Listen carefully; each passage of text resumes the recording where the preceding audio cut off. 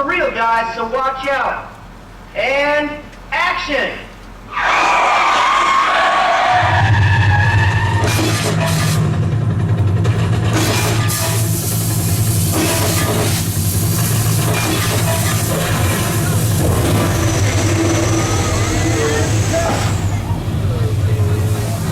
The cars have names, Carnage and Karma.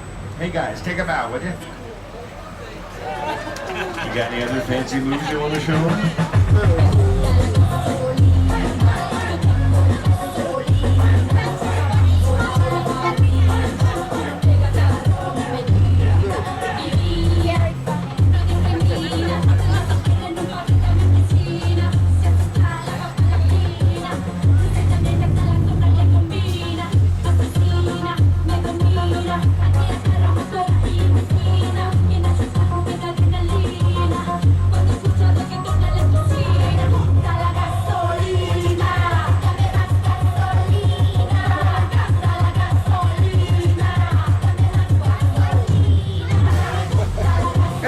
Carnage and Karma, and of course the Universal Special Effects team. Remember, these are motion control cars, right?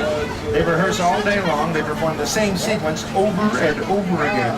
They take incredibly precise direction. Never question their motivation, never break for lunch, never ask for more money. That's a big one. Anyway, say sayonara to Tokyo and hola, I guess, to an island located somewhere near Costa Rica. Welcome to Jurassic Park. The tram is about to be surrounded by things from all three of the Jurassic Park movies. Coming up here on your left, the mobile lab from the Lost World Jurassic Park. Over to the right, used dinosaur cages from Jurassic Park 3. Excuse me, certified pre-owned dinosaur cages. No dinosaurs though, they are gone. As a 5-year-old child could tell you, dinosaurs are extinct.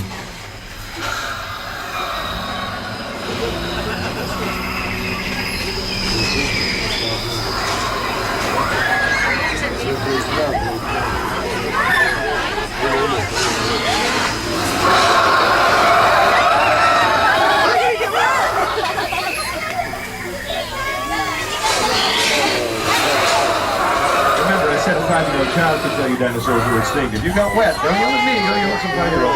Okay. Time now for the weather report. I realize that's a little random, but consider this. Universal Backlot represents the entire world. The weather is not the same all over the world at the same time. It's very different. To help us figure out this little conundrum, though, we have a direct line to America's favorite weatherman from the Today Show. Say hello to Al Roker. Hi, everybody. Here's today's forecast for the Universal Backlot. It's going to be sunny and dry in 6 Points, Texas. Cool and cloudy in Little Europe. Expect snow and sleet on New York Street. And we've got a high chance of fog and precipitation for Skull Island, Amity Island, and Isla Nublar. That's your forecast for today. Now here's a look at what's going on in your neck of the line. Well, let's check out the video screens here. What's up? Weather advisory, flash flood warning, I see. Old Mexico. Just so everybody knows, Old Mexico is where we are right now. This entire area over here on the left-hand side regarded as Old Mexico. Some more of it, too, where you see all those Chinese lanterns hanging there, the round red Chinese lanterns ahead of us here, and look over the right-hand side. That's a set that's going to be used later on today, doing some filming. But right now, my big concern is the rain over on the left-hand side. Now, I do apologize that I don't sound very surprised by this. It's just that, well, it's been a wet year. 2010, a lot better than 2009. This is the latest in a series of storms. The thing is, the ground's saturated, cannot absorb a large amount of water in a short amount of time. We're going to get a flood, major flood, coming down the hill, aimed at the tram, washing us all away. I'm sorry, but we're doomed. Doomed as doomed can be. On the bright side, remember, your seat cushions can be used as flotation devices. Yeah, here it is.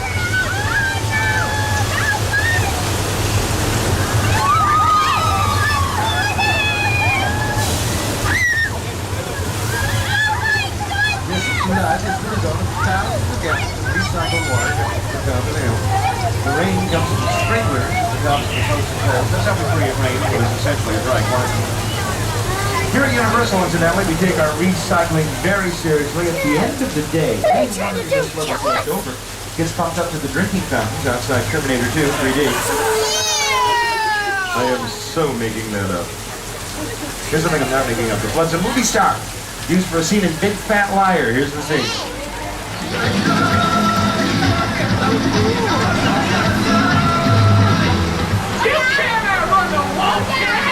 And we'll see about that.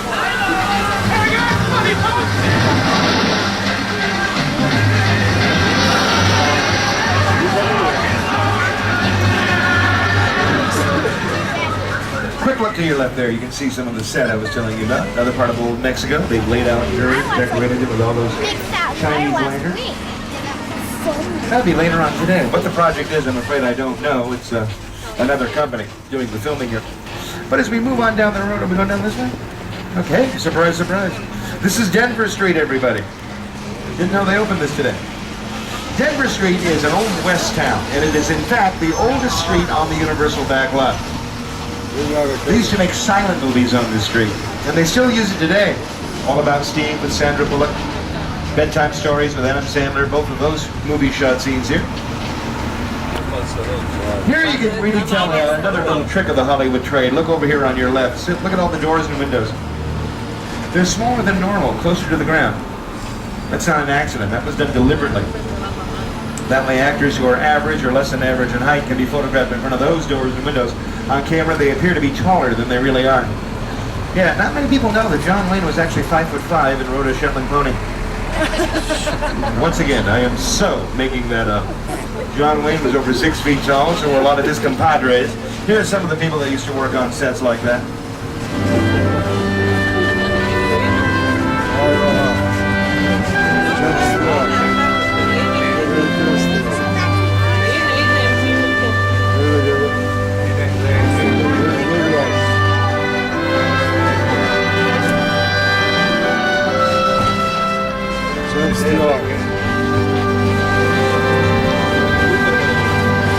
Some great stars there. I was talking about John Wayne, though. A couple of fun factoids about John Wayne. First of all, this is very well known about him, is that John Wayne was not his real name. His real name was Marion Morrison.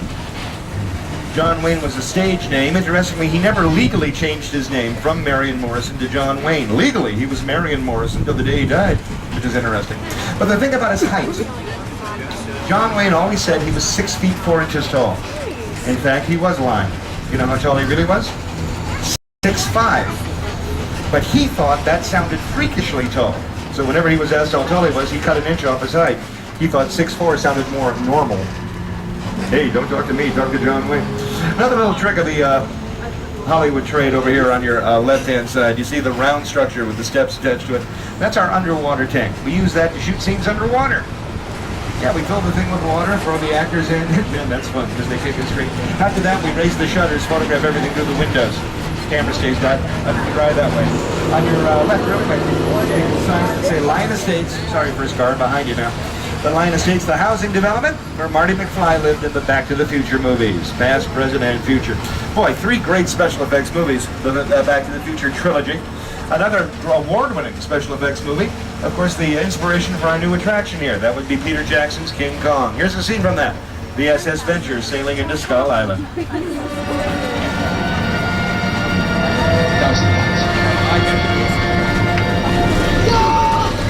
In movies today, most special effects are done by the computer. The process has a name, computer-generated imagery, CGI. Scene you're watching, though, no computers, everything's real, not everything is full-size. The ship and the island are miniatures. Scale models, built so well, photographed so well on camera, they look real. We were going to show them to you. We keep them here on the lot. Unfortunately, where we keep them has a bridge problem. Problem is, there is no bridge. Ought to be. It's got ducks. Don't have a bridge, you got ducks. Okay. This is Hollywood, those special effects. I'm gonna see what I'm gonna please part the waters.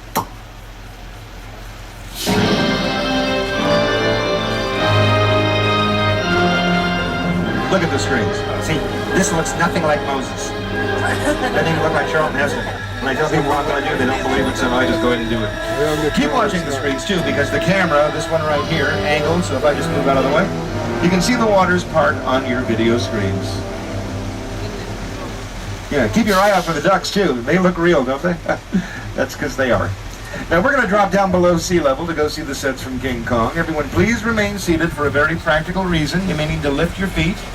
If you have anything on the floor of the tram, like a purse or a backpack, you might want to pick that up, even on your left. Just over on the other side. Focus the cameras on the left, though. Remember, you are looking at the actual miniatures used by Peter Jackson in his fantastic production of King Kong. All right. Have a seat, please. Siéntese, por favor. Osawari kudasai. Pick a language. Here we go.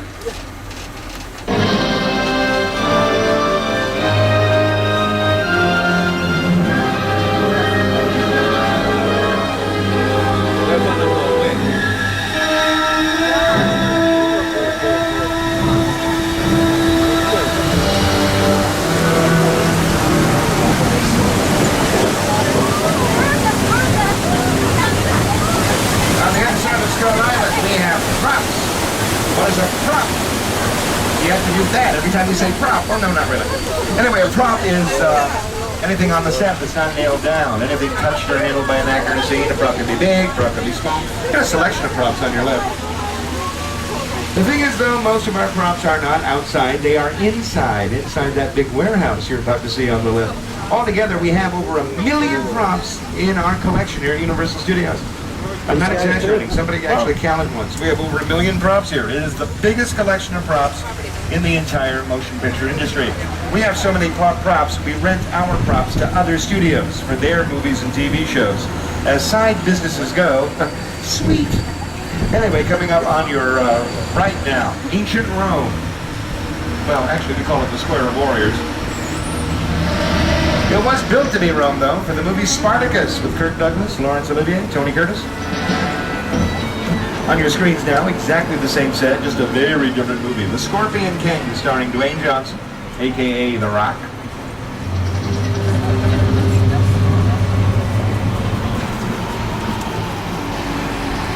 As we complete the donut, keep looking over on your left-hand side. See that second set of steps there, lighter in color with the marble columns at the top. That was Genovia Palace for Princess Diaries 2, Royal Engagement.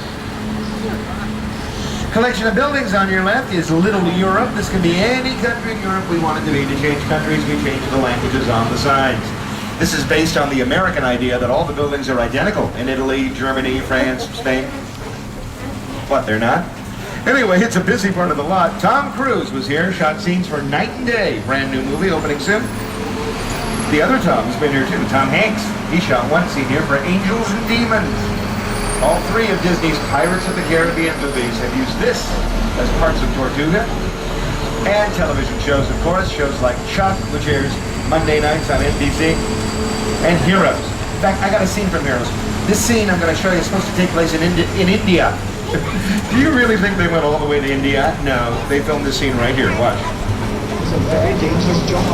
The wrong fare, the wrong time. We'll never know what really happened. Oh, I spoke to him 2 days ago. He was convinced someone was following him, trying to steal his research. He died because of his fear. That's crazy, is it? The man left his family, discredited his career to chase wild theories halfway around the world. Where are you going? To his apartment, to get his papers, his research. He was this close to finding the first of death. His patient Zero. He trapped him to Queens, New York. But with all that going for it, Little Europe's greatest claim to fame, home to the monsters. Check out the courtyard on your right. That is known as the Court of Miracles, originally built in 1923 for a silent movie called The Hunchback of Notre Dame. Since then, this innocent-looking little courtyard was a set in almost all of our classic horror movies.